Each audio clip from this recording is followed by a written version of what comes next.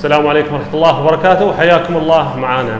اليوم إن شاء الله بنتكلم في الحلقة الرابعة من سلسلة حلقات دراجات المعدلة عن أول شيء غرفة الصبغ. شو هي غرفة الصبغ وشو هي أساسيات ومتطلبات غرفة الصبغ. متطلبات غرفة الصبغ هي ثلاثة في الأساس. أول شيء غرفة لازم تكون نظيفة ومعزولة وما يدخل فيها غبار، هذا المتطلب الأول لغرفة الصبغ. المتطلب الثاني الإضاءة، لازم الإضاءة تكون كافية وشديدة عشان تعرف اللون كيف طالع ويظهر لك الدراجة، يظهر لك الصبغة بشكل جميل وطبيعي. الشغلة الثالثة والمتطلب الثالث في غرفة الصبغ التهوية، لازم يكون عندك تهوية في الغرفة، بمعنى آخر أن في مكان اللي هو يدخل من برا فريش مع وجود فلتر له عشان يمسك الغبار ما يدخل إلا هو نظيف، زائد من مكان آخر يطلع الهواء من الغرفة اللي فيه غازات وفيه أشياء ممكن تضرك وتضر بصحتك. هاي متطلبات غرفة الصبغ.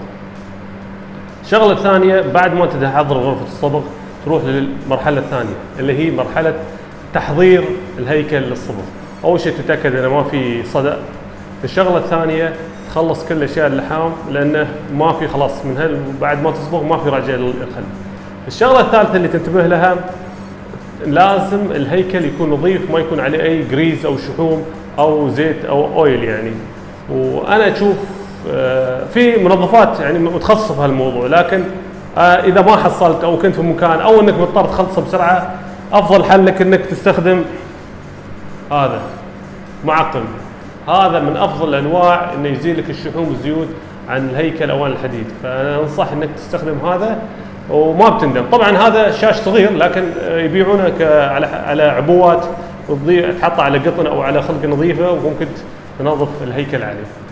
بعد ما تنظف الهيكل والغرفة تكون جاهزة وكل شيء جاهز، ننتقل للمرحلة اللي بعدها ألا هي مرحلة الصبغ. الدراجة هذه مثل ما تشوفون الحديد أو المعدن ظاهر، فلازم نحط عليه طبقة أولى اللي يسمونها البرايمر أو الصبغة الأولية أو الطبقة الأولية.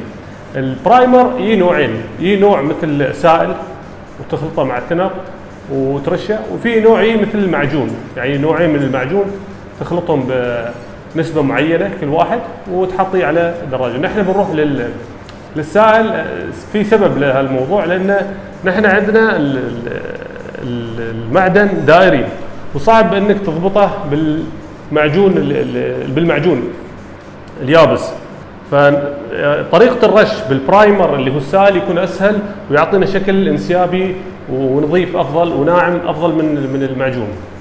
هاي الشغلة الاولى. الشغلة الثانية بنروح لها هي تحضير الصبغ للدراجة. تحضير الصبغ بيكون عندك عدة مواد، لازم تحضر هذه المواد بشكل مناسب أو حسب ما يتطلبه شغلك.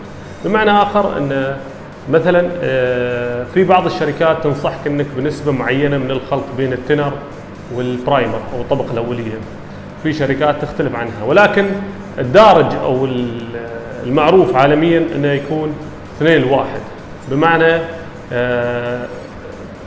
ثلثين لثلث. والطريقة أسهل طريقة أنك تسوي هاي الشغلة هي طريقة أنك تأخذ الميكسينج كاب هذا أو خلط أو كوب الخلط هذا يذكر لك كم نسبة الخلط عندك، 2:1 3:1 4:1 5:1 شو ما تبغى، هني مذكور بالتفاصيل ويسهل لك عملية الخلط فيها. إذا أنت واحد ما عندك من هالأشياء شو أسوي؟ أنا ما عندي هالشغلة، شو أسوي؟ شو الحل؟ حل بسيط جدا. هذا إذا ما عندك ثلثين ثلث هذا يعتبر ثلث، يعني في حالتنا الآن بيكون ثلثين برايمر يعني قلاصين برايمر وقلاص تنر، ونفس الشيء في الصبغ، كل صبغة لها نسبة وتناسب حسب الصبغة اللي تاخذها من أي شركة يقول لك كم تخلط التنر فيه، ونفس الشيء في اللكر أو في الفاينل كوت نفس الشيء نسبة وتناسب. بعد ما تخلط هذا وتتأكد أن كل شيء نظيف تبدأ عملية الرش، ما يسمى الفيرست ستيج او البرايمر ستيج او البرايمر كوت. البرايمر كوت بعد ما تخلص رشه يباله درجه حراره من 60 الى 70 درجه، وفي بعض الاماكن شركات يقول لك من 60 الى 80 درجه، ولكن سواء كان 60 ولا 80 المده الافضل انك تبدا الصبغ بعد ما تصبغ البرايمر وتتاكد انه صحيح، هي 3 ساعات. يعني بعد ما تصبغ البرايمر وتتاكد ان الصبغ وكل شيء اوكي، تنتظر عليه 3 ساعات وابدا عمليه الصبغ. الصبغ نفس الشيء بعد ما تصبغه، طبعا لكل شركه لها متطلبات في الصبغ.